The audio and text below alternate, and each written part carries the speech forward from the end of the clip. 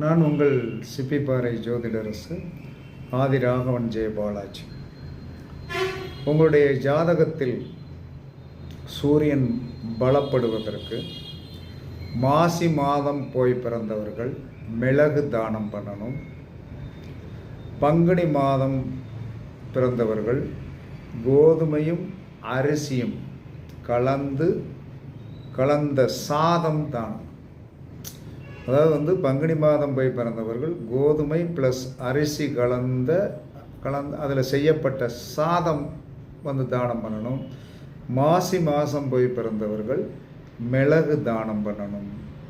இதை நீங்கள் பண்ணினீர்கள் என்று சொன்னால் உங்கள் ஜாதகத்தில் சூரியன் இருக்கின்ற அந்த பிறப்பு மாதம் ஒரு விமர்சையான யோகத்தை கண்டிப்பாக கொடுக்கும்.